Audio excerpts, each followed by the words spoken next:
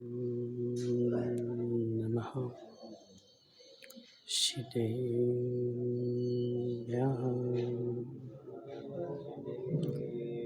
ॐ नमः सिद्धेभ्यः।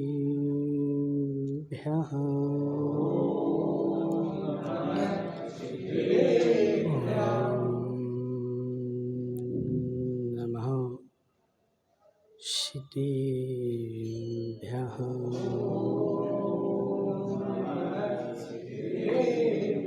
तज्जयति परं ज्योति समं समस्तैर्नन्ति पर्याये दर्पणतलविशकला प्रतिफलति पदार्थमालिका यत्र नमो वरिहिंताणं नमो सिद्धाणं नमो आयर्याणं नमो अध्यायाणं नमो द्वेषविशाहं। पंच परमेष्टि भगवान के अनंत अनंत सिद्ध परमेष्टि भगवान के 1008 देवादेव शांतिनाथ भगवान के 1008 देवादेव सुपारसनाथ भगवान के आचार्य भगवान अमृत चंद्र स्वामी के आचार्य भगवान विशुद्ध सागर जी महाराज के परम पूज्य मुनि 108 श्री विशुद्ध सागर महाराज की जय। नमस्ते मुनि संघ की जय। शिव तीर्थंकर भगवान की दिव्य देशना शारदात वाणी जयवंत हो। आचार्य भगवान अमृत चंद्र स्वामी यहाँ पे सत्य व्रत का व्याख्यान कर रहे थे कि हे जीव, जैसे जैसे व्यक्ति के पास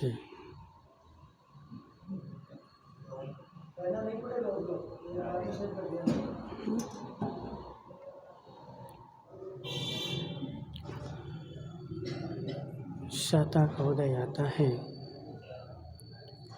वैसे वैसे है असाता बांधता है। यदि असाता के उदय में जैसी इसकी परिणति चल रही थी वही परिणति साता के उदय में चलती रहती तो इसका पुरुषार्थ कम नहीं होता। चेतन भाई महाराज कर्म जो है आसानी से नहीं करते। हे जीव, जितना पुरुषार्थ मेरा साता के उदय में था, क्या जितना पुरुषार्थ असाता के उदय में था, क्या उतना पुरुषार्थ मेरा साता के उदय में है? मेरे जीवन में जब असाता का उदय था और उस असाता के उदय में मैं जितना संभला था, क्या उतना साता के उदय में संभला? चेतन भाई समझो मेरी बात। जिस दिन मेरे जीवन में कष्ट आया था उस दिन मैं क्या सोच रहा था, और जैसे जैसे वह कष्ट टल गया वैसे वैसे मैं क्या सोचता रहा। ज्ञानचंद जी समझ मेरी बात। तुम जब तहसीलदार थे और तुमने किसी अपराधी को पकड़ा, वह अपराधी तुम्हारे सामने कैसे गिड़गिड़ा रहा था? वह अपराधी, हे साहब आज छोड़ दो, आज छोड़ दो, अब मैं ऐसा काम नहीं करूँगा। जिस क्षण वह पकड़ा गया था उस क्षण गिड़गिड़ा रहा था, लेकिन वही जीव जैसे ही तुमने छोड़ा और छोड़ने के बाद उसकी परिणति कैसी हो गई।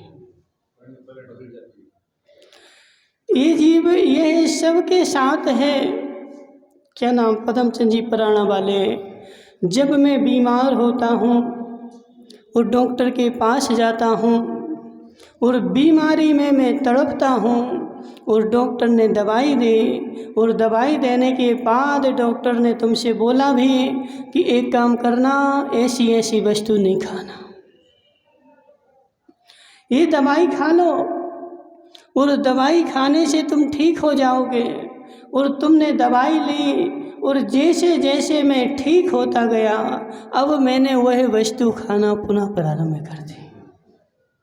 चेतन भाई, ऐसे ही होता कि नहीं होता कि हे जीव समझ मेरी बात कि जब मेरा तीव्र अशुभ कर्म का उदय था तब मैं तड़प रहा था और अपनी विशुद्धि को बढ़ा रहा था, लेकिन जैसे ही मेरे साता का उदय आया, मेरे सुख का उदय आया, मैं दुख की सारी बातें भूल गया।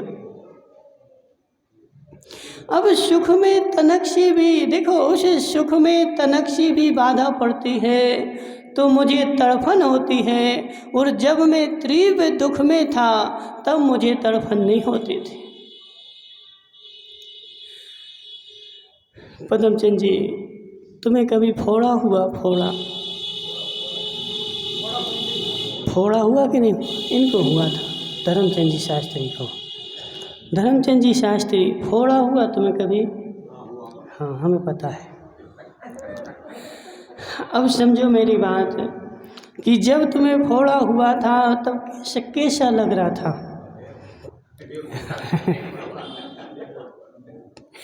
उस फोड़े की मवाद अंदर भरी हुई जल रहा था, काट रहा था, और डॉक्टर ने उस फोड़े की मवाद निकाल दी तो क्या कहते, डॉक्टर साहब साता हो गए, आराम हो गया। लेकिन हे जीव, जब मवाद निकली थी तो दुख हो रहा था कि नहीं? निकलने के बाद दुख हो रहा था कि नहीं?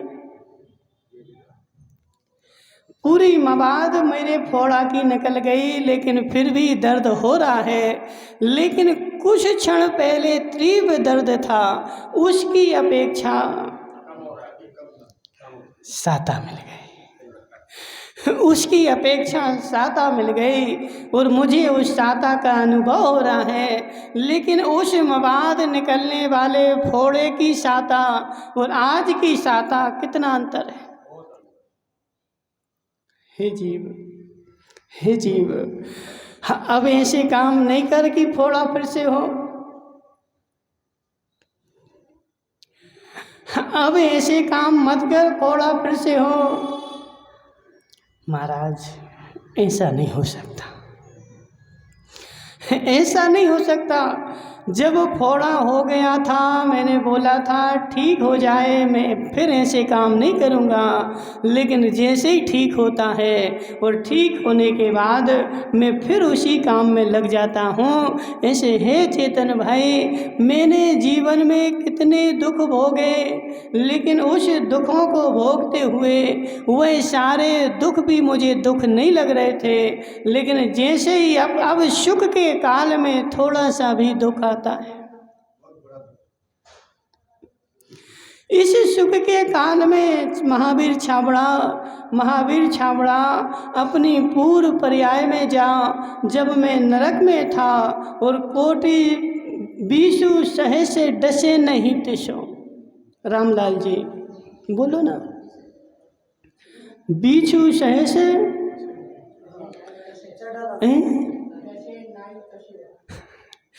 बीसु सहे से डसे नहीं तिसो। जिस क्षण में नरक में था और उस नरक में मैं कैसे तड़प रहा था कि उस भूमि को छूने मात्र से मुझे ऐसा दर्द होता था कि हजारों बिच्छू एक साथ डंक मारे। एक बिच्छू नहीं, कितने बिच्छू? हजारों बिच्छू एक साथ डंक मारे। जितना दर्द होगा उससे कई गुना दर्द मुझे मात्र नरक की भूमि छूने मात्र से होता था।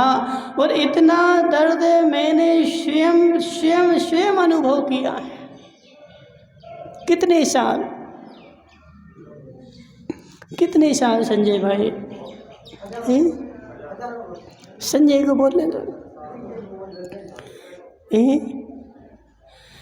कितने साल? बहुत कितने, बस।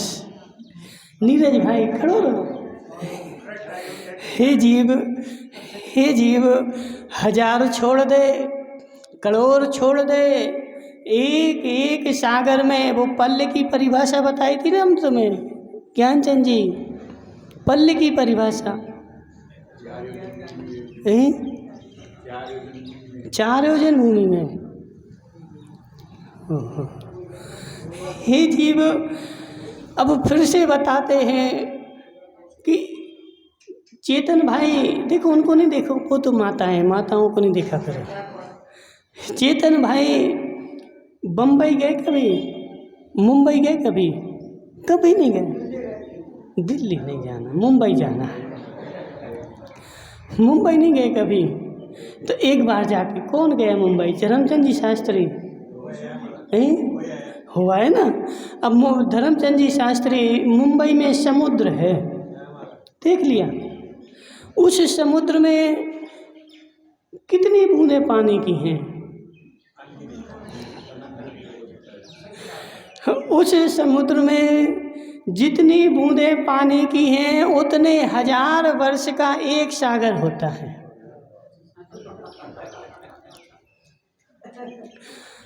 ठीक है। देखो, अभी अपन ने आगम में सुना, इतने सागर की आयु, इतने सागर की आयु, इतने सागर नरक में चले गए, कोई बात नहीं। अब सागर मतलब क्या? जितनी समुद्र में पानी की बूंदें, उन बूंदों में 1000 का, उतने 1000 का गुणा कर दो, तो जितनी बम्बई के समुद्र में पानी की बूंदें, उतने 1000 वर्ष का एक सागर। और ये 1000 बिच्छू एक साथ डसे, इतना दर्द होता है नरक की भूमि छूने मात्र से। और ऐसा दर्द मैंने सागरों पर्यंत नरकों में सहा।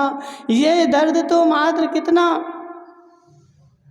मात्र छूने मात्र से। देखो अभी और दर्द है। संजय भाई, अपन घर में गए और घर में गए और घर में जाने मात्र से दुख होता है। दुख होता कि नहीं? महाराज, वह दुख में सहते सहते इतना आदी हो गया कि वह दुख मुझे दुख नहीं लगता, लेकिन घर में जाने मात्र से दुख है। घर में जाना मात्र ही दुख है, लेकिन उस दुख का मैं आदी हो गया, इसलिए दुख नहीं लगता। ऐसे हे जीव, वह नरक में सागरों पर्यंत वह दुख नहीं है। 1000 बिच्छू न काटा जितना दर्द होगा, वह तो बट्टे खाते में अभी तो तुम्हें काटा जाएगा। सुनो, देखो रामलाल जी, नरक में क्या होता है कि एक नार की तुम्हारे इस भाव का दुश्मन, और वह वहाँ जा कर के 2 नार की एक हाथ पकड़ेगा, एक पैर पकड़ेगा, और जैसे तुम वो किसते ना अदरक, ऐसे किसनी पे किस देता है।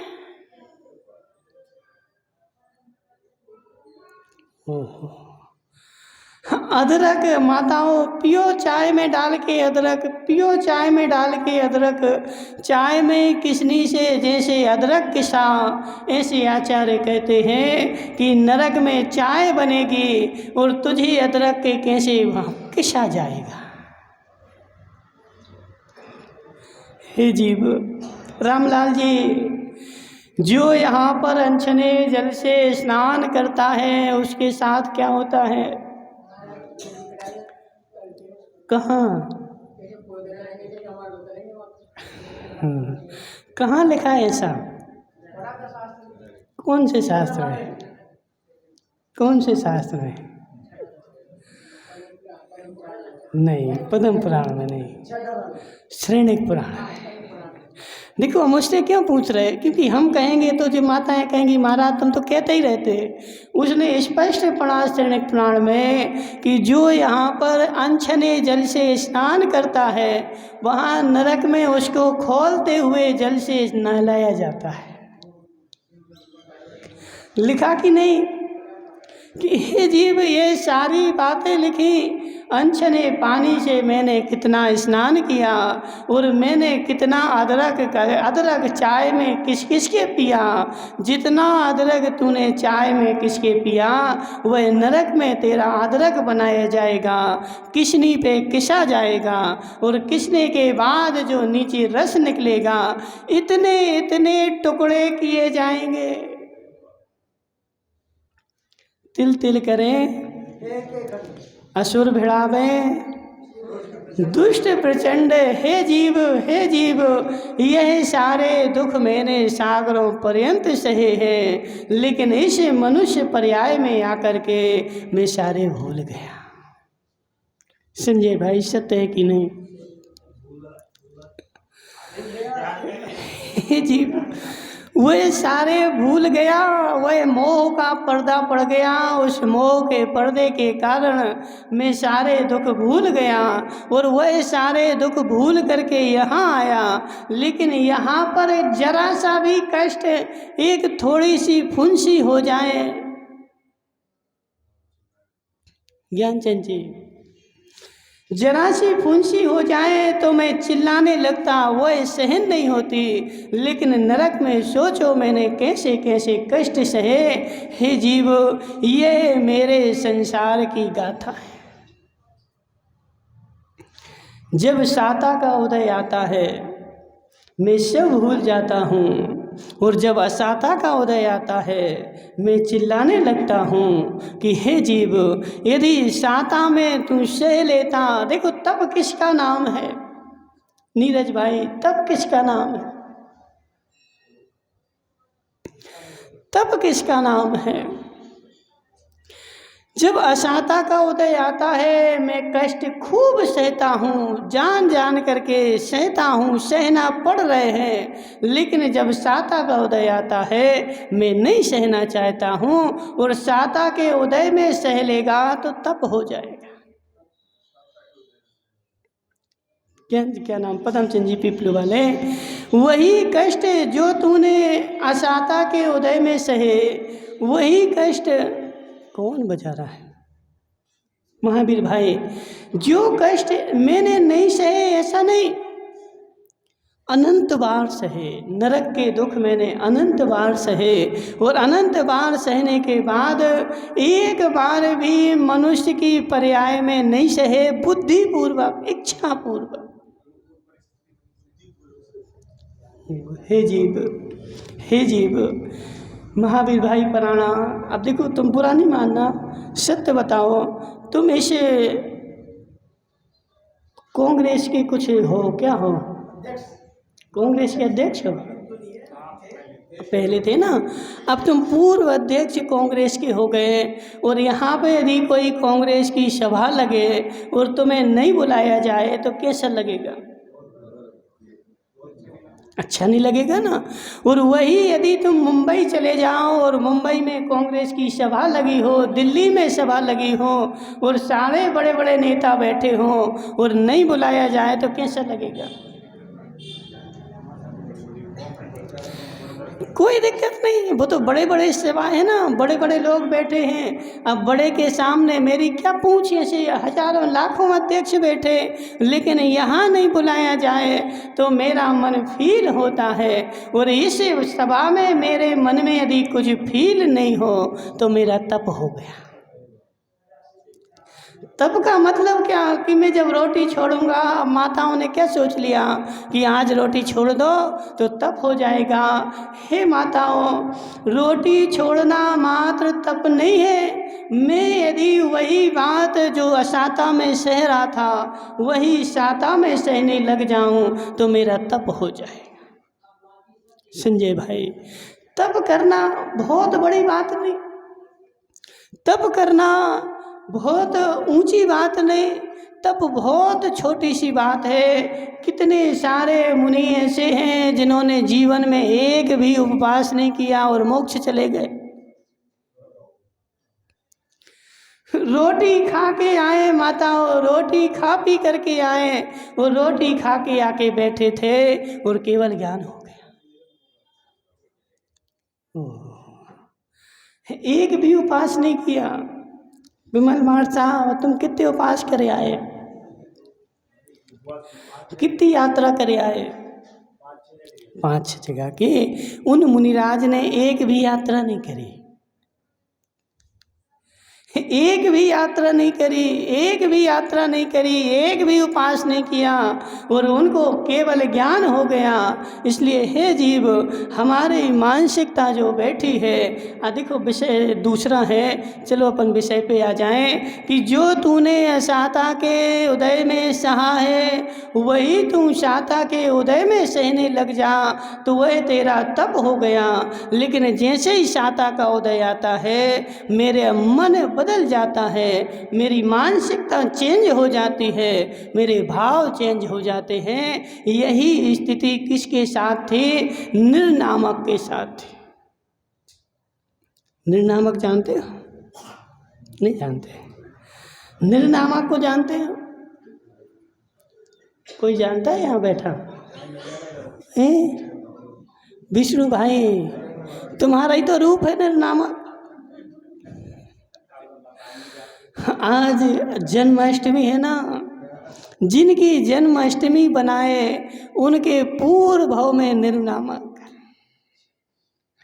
इतना इतना देखो, अब तुम लोग पढ़ते नहीं इसलिए तुम्हें पता नहीं, इतना घोर दुख था कि वह 7 भाई थे। 7 भाई में मात्र माता 6 को तो चाहती थी, लेकिन सबसे छोटा जो निर्नामक था उसको नहीं चाहते थे।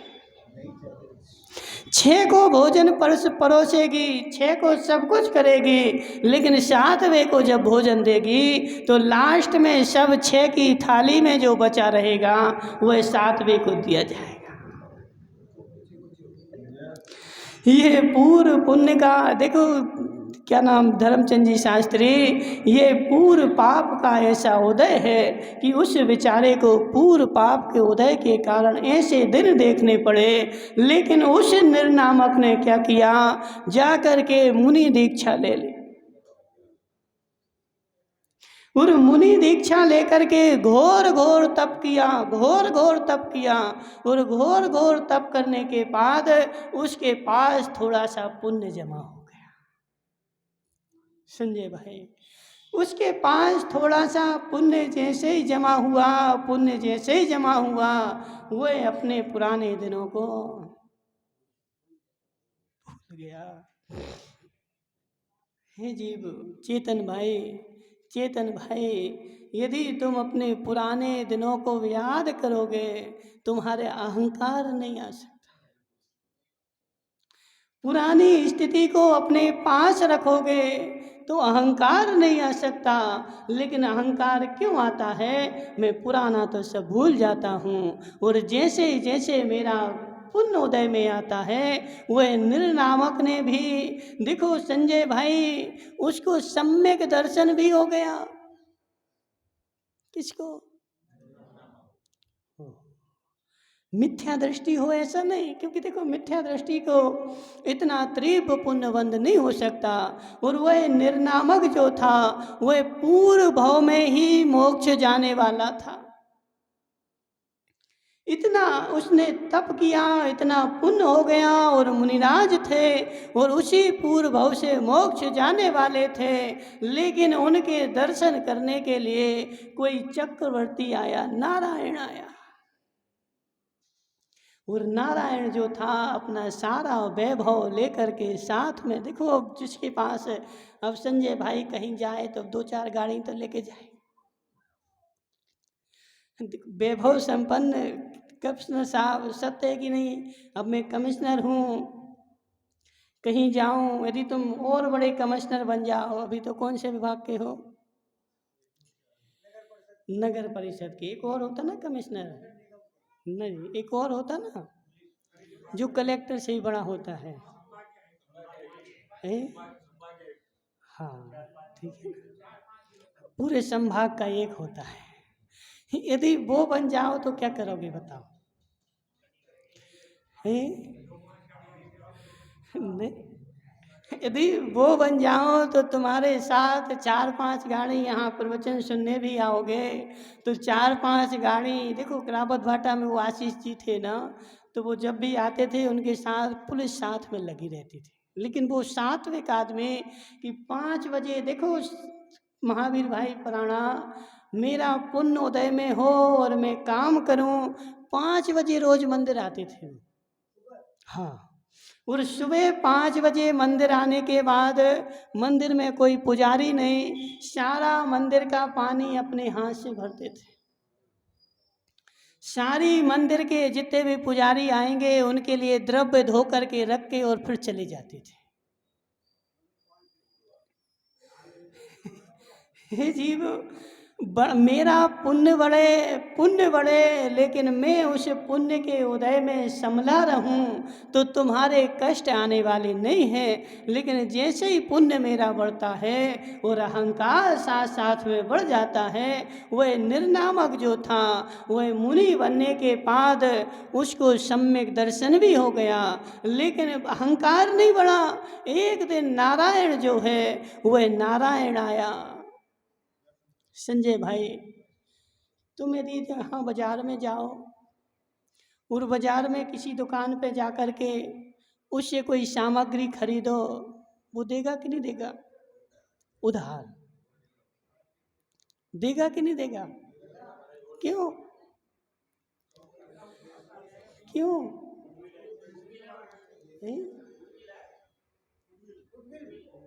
कोई गुडविल नहीं। क्यों? क्योंकि उसको पता है कि ये जितने का सामान खरीद रहे इससे कई गुनी संपत्ति इनके पास है, और कोई भिखारी जाए तो देगा कि नहीं देगा?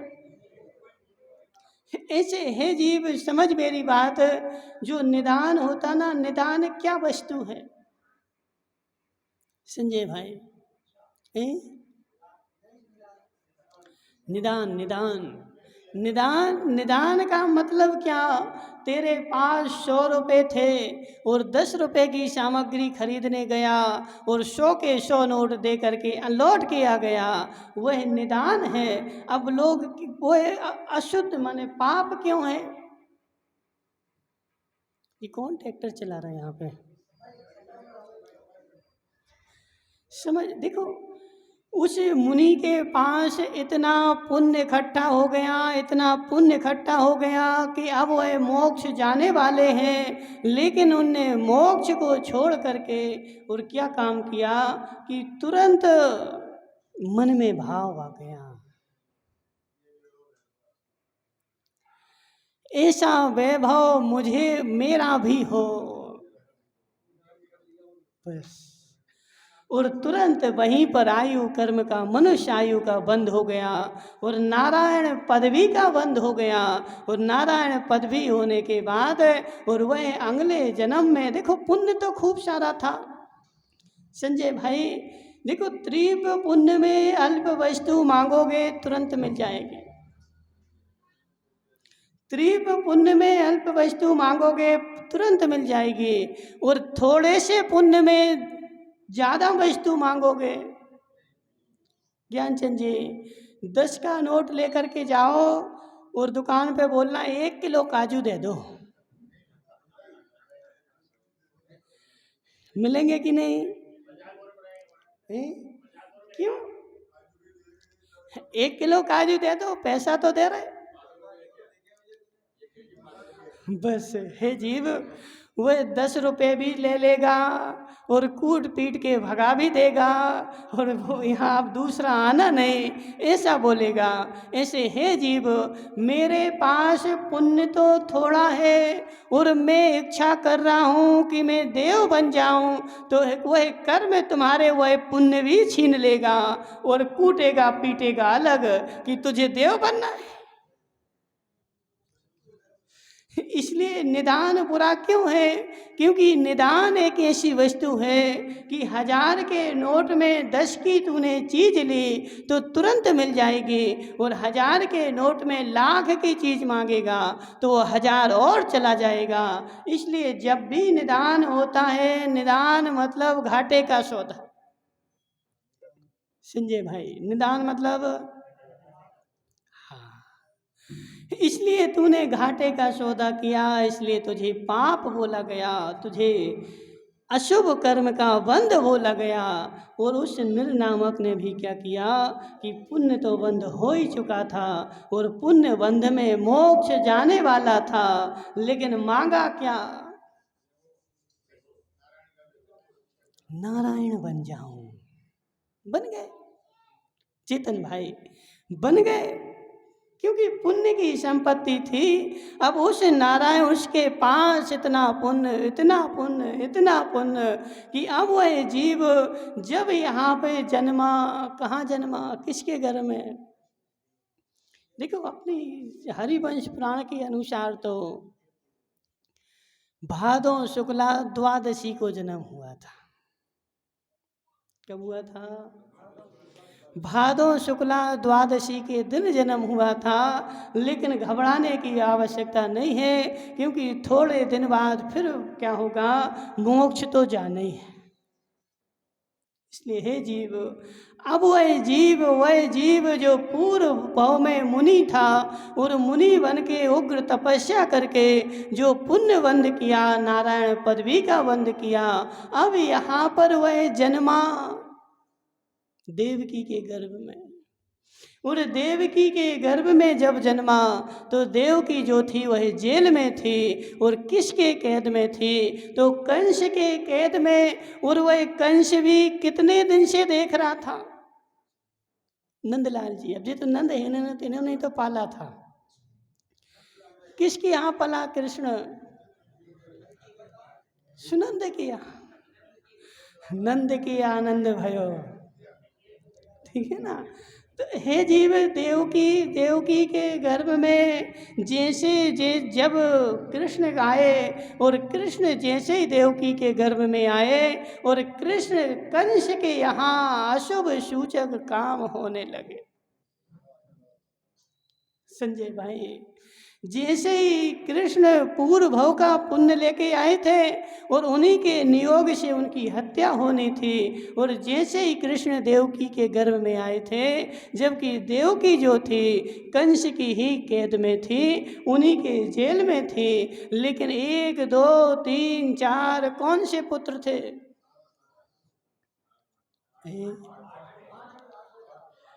नहीं, 8वें नहीं, 7वें थे।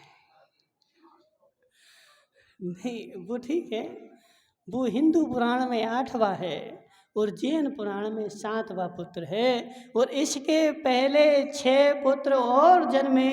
वे 6 पुत्र कौन थे? जो पूर्व भाव में निर्नामक के 6 भाई थे। वे 6 भाई यहाँ पर युगल रूप में जन्मे, 2-2 करके, 2-2 करके देवकी के गर्भ से जन्मे।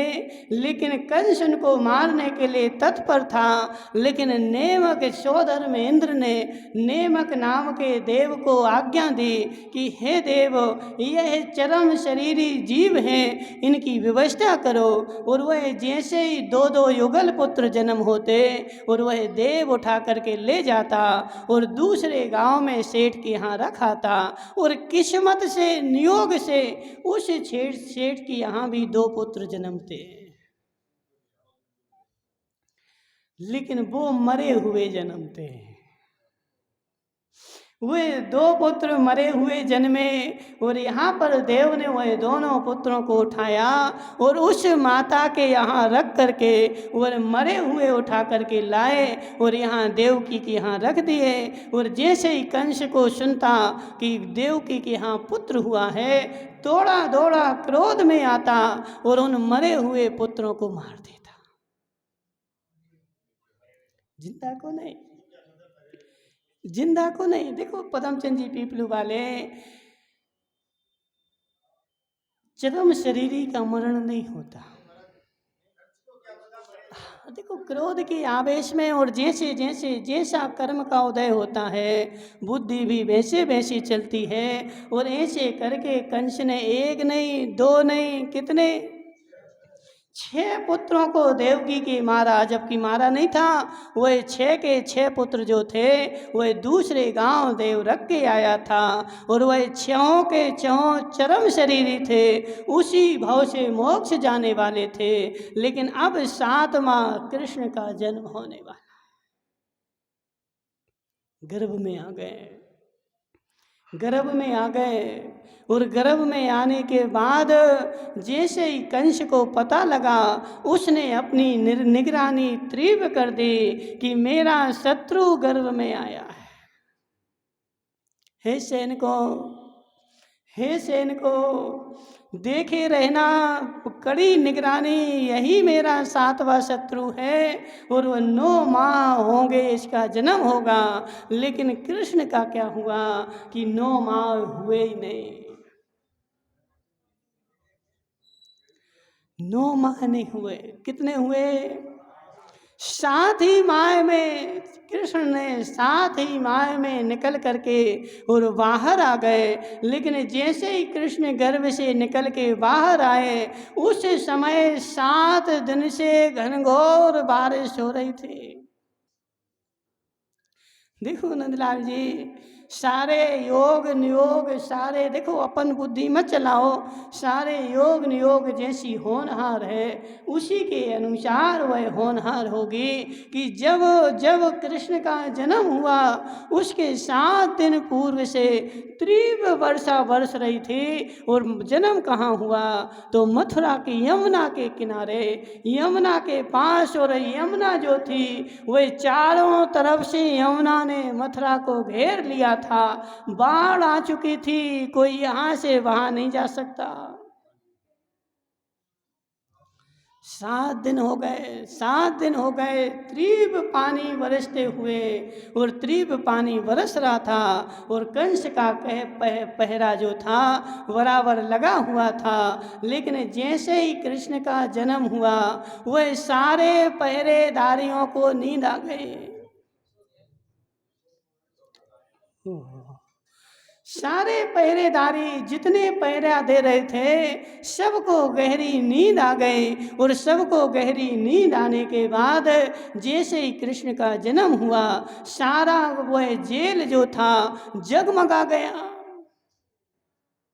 उनके शरीर पर गदा, शंख, स्वास्तिक, पद्म, यह सारे चिन्ह थे। संजय भाई, क्यों है?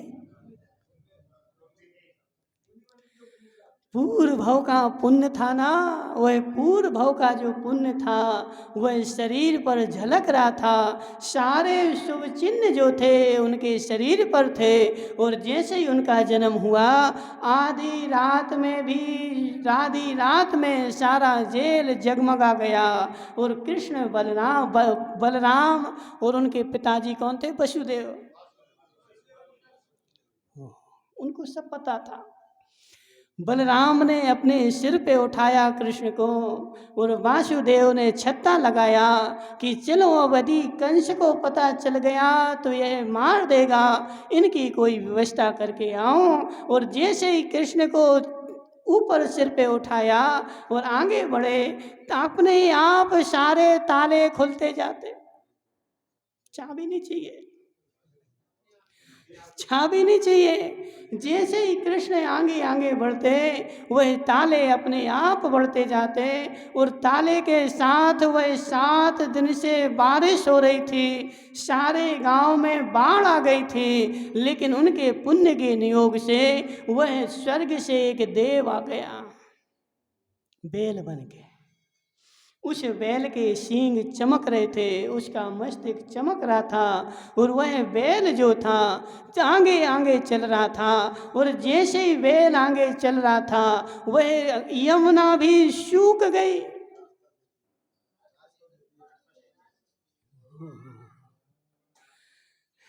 विमल मार साहब, वह कृष्ण के पुण्य के जोर से क्या हुआ, यमुना सूख गई जो चारों तरफ बाढ़ आ रही थी। और उस यमुना के बीच से वह बलदेव और वासुदेव उनको लेकर के चले गए। और दूसरे गांव, कौन से गांव? नंद के गांव। नंद जो थे वह वासुदेव के प्रिय थे, और वासुदेव के प्रिय होने के साथ वासुदेव ने नंद को दे दिया कि इसकी अच्छे से परवरिश होनी चाहिए। लेकिन यह रहस्य जो है रहस्य ही रहे। और उन नंद के यहाँ एक कन्या जन्मी थी, और वह कन्या उठा करके लेकर के आ गए और कृष्ण को वहाँ रखाए, और वह कन्या यहाँ पे रखी। और जैसे ही पता चला, किसको? कंस को पता चला कि अब 7वां पुत्र जन्म चुका है, लेकिन उसने आकर के क्या देखा कि अरे ये तो पुत्री है। ये पुत्री है, ये पुत्री मुझे क्या मारेगी। लेकिन थोड़ी देर बाद उसके मन में आया कि ऐसा नहीं हो कि इसका पति मुझे मारे। देखो कुछ भी हो सकता है। तो कुछ कंस ने उसको उठाया, और कंस ने उठा करके उस पुत्री को मारा नहीं। देखो स्त्री को नहीं मारते, बालिका को नहीं मारते। क्षत्रिय जो होते हैं, और गो हत्या, बाल हत्या, स्त्री हत्या, निहत्ते जिसने अपने शस्त्र डाल दिए हैं, उसके ऊपर क्षत्रिय वार नहीं करता। उस कन्या को मारा नहीं, उस कन्या की नाक चपटी कर दी मसल के। क्यों? नाक चपटी इसलिए कर दे क्योंकि नाक चपटी होगी तो इसकी शादी नहीं होगी। उसकी नाक चपटी करके और उसको छोड़ दिया। और कृष्ण जो थे पल ही रहे थे दूसरी जगह। लेकिन हे जीव, तू उपाय तो कर सकता है, उपाय कर सकता है, लेकिन होनी को टाल नहीं सकता। संजय भाई, जैसी होनी होगी, जैसी काल आएगा, तेरी बुद्धि भी वैसे ही चलेगी, और सारे संयोग भी वैसे ही मिलेंगे। कृष्ण का जन्म हुआ, लेकिन कृष्ण को कंस मार नहीं पाया, क्योंकि कृष्ण जो है अभी आगे जाकर के कंस को मारेगा। और कंस को क्यों मारेगा? क्योंकि उसकी भी पूर्व भाव की दुश्मनी है। संजय भाई, नारायण प्रति नारायण, नारायण प्रति नारायण, ये इस भाव का संबंध नहीं। भाव से संबंध चला रहा है, भाव से संबंध चला रहा है। वो कृष्ण ने कंस को कितने भाव में मारा कि एक भाव में कंस जो है वह चूहा बना, और कृष्ण बिल्ली बने, तो बिल्ली बन करके चूहे को खा लिया। एक भाव में वह सर्प बना, वह नेवला बना, और सर्प ने, नेवले ने सर्प को खा लिया। ये भाव की दुश्मनी चली आ रही थी। लेकिन अब जो है दोनों, फिर भी इतने के बाद भी दोनों मोक्षगामी, कंस भी मोक्षगामी और कृष्ण भी मोक्षगामी।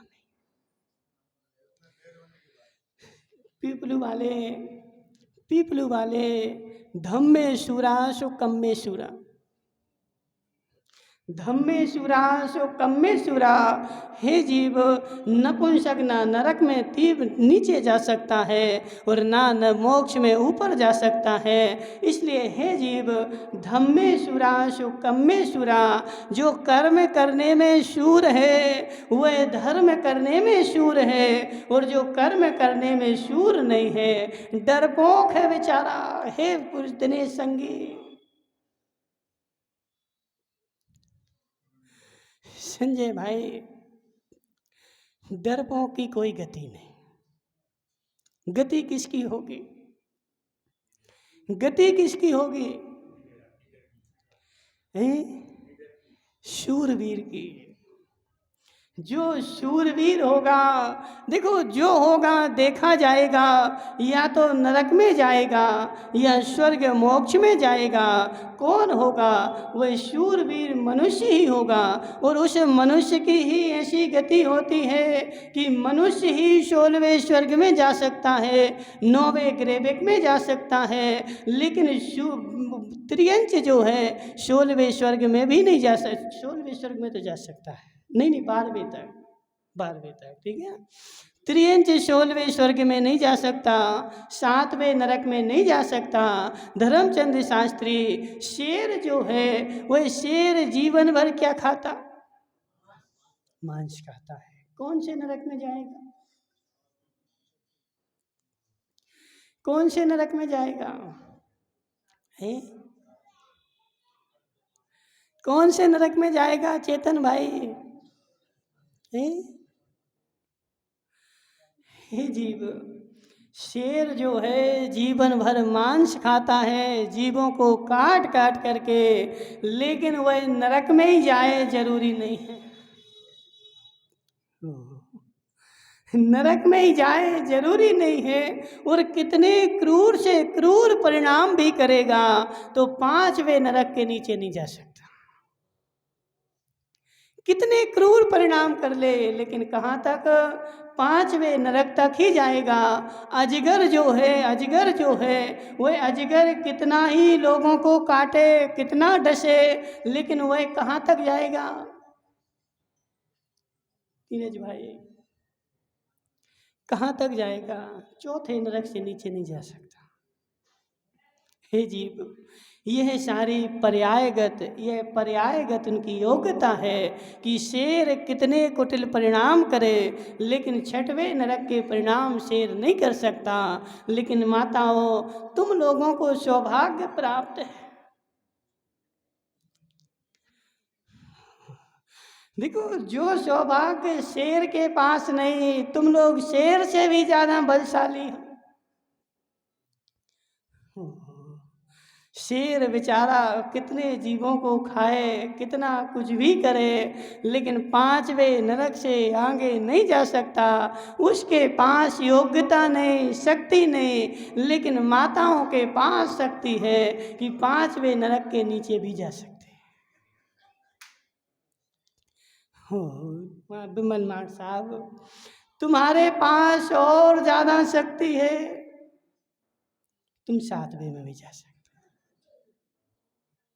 हे जीव, हे जीव, हे जीव, जिसके पास नीचे जाने की शक्ति होगी उसी के पास ऊपर जाने की शक्ति होगी, नीचे जाने की शक्ति नहीं। एक दिन हमने और बताया था ना, भूल गए क्या नाम इनका, दिनेश संगी। तुम्हें मच्छर काटते कि नहीं? काटते हैं। अब वो मच्छर बेचारा देखो तुम्हें दिन भर काटता रहता है, अब तो उसको नरक में जाना चाहिए। तुम्हें परेशान करता कि नहीं? अब वो बुंदेलखंड में एक गाना भी बना हुआ है, हम भूल गए कि मच्छर का काम क्या है कि दिन भर लोगों को परेशान करना, उनके कानों में सीटी बजाना, और लोग सो जाएं तो उनको काट लेना। महावीर भाई, सत्य है कि नहीं?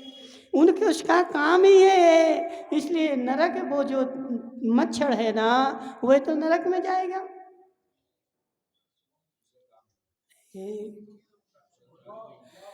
नरक में जाएगा कि नहीं माताओं? ये संजय भाई, नरक मच्छरों के लिए नहीं बना। नरक जो है वह मच्छरों के लिए नहीं बना, स्वर्ग जो है वह मच्छरों के लिए नहीं बना। तो मच्छर यदि मर कर के बनेगा तो या तो वह मनुष्य बनेगा या त्रियंच बनेगा।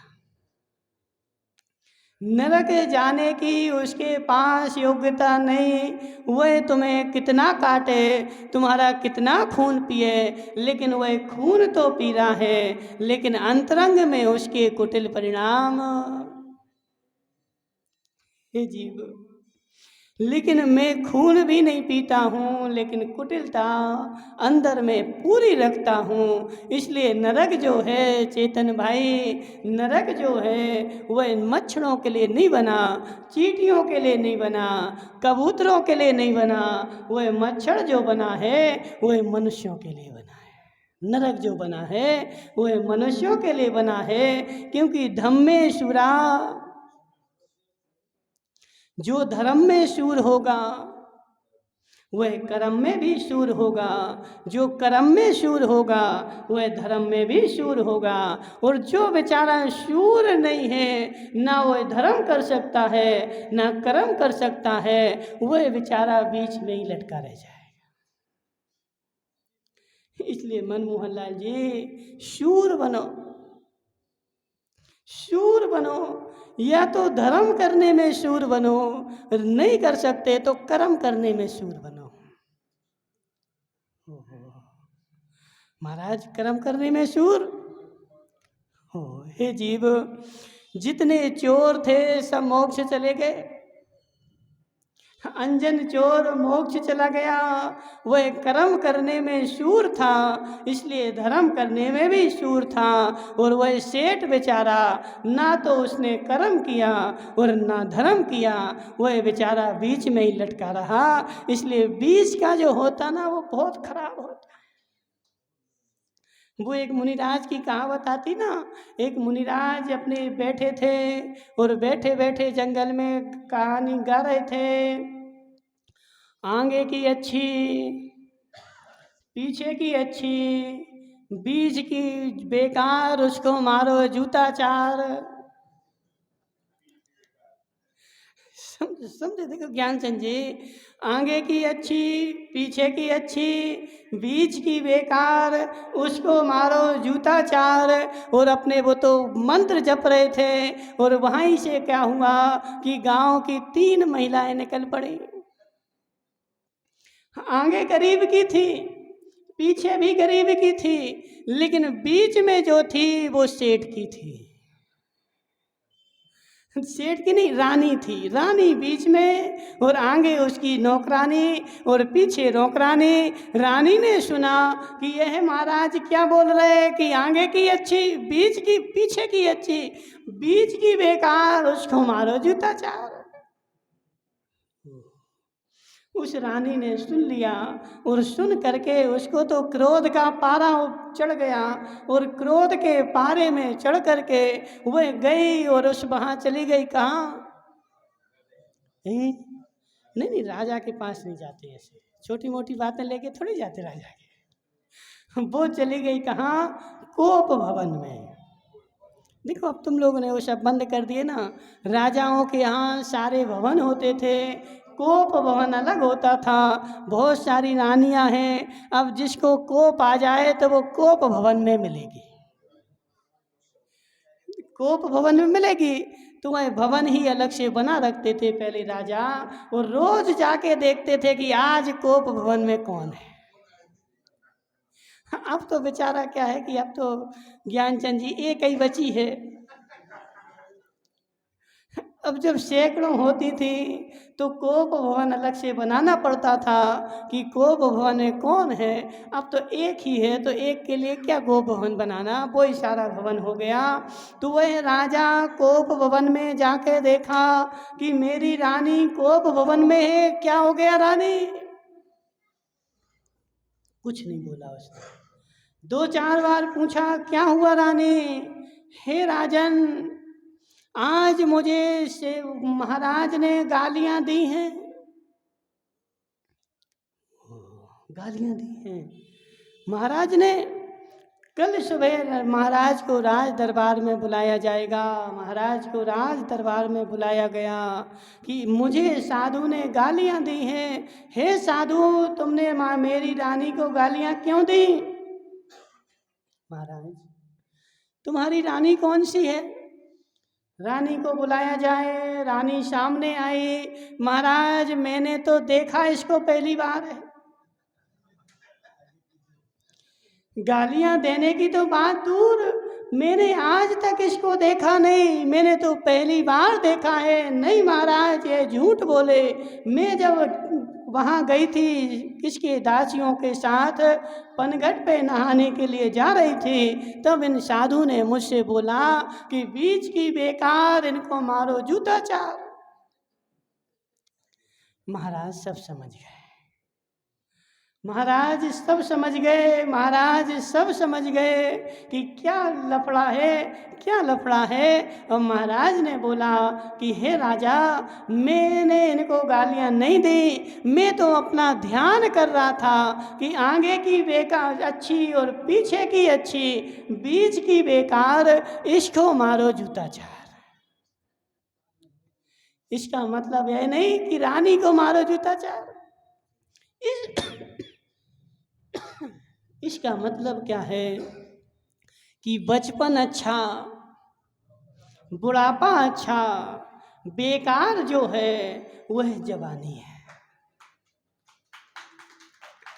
चेतन भाई, बचपन में इतने कर्म नहीं करता व्यक्ति, और बुढ़ापे में शरीर शिथिल हो जाता है, इसलिए इतने कर्म नहीं करता है। इसलिए रामलाल जी बोलो ना, बालपने में बोलो ना, जोर से बोलो।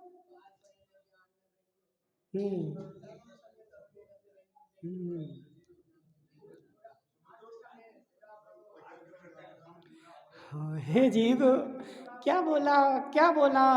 बालपने में ज्ञान न लहो, और बालपने में तो बेचारा वो गुड्डी अम्मा के खेल खेलता रहता है, और जब बूढ़ा हो जाता है तो खाट पर खांसता रहता है। न बालक पने में ज़्यादा कर्म करता है, न बुढ़ापे में ज़्यादा कर्म करता है।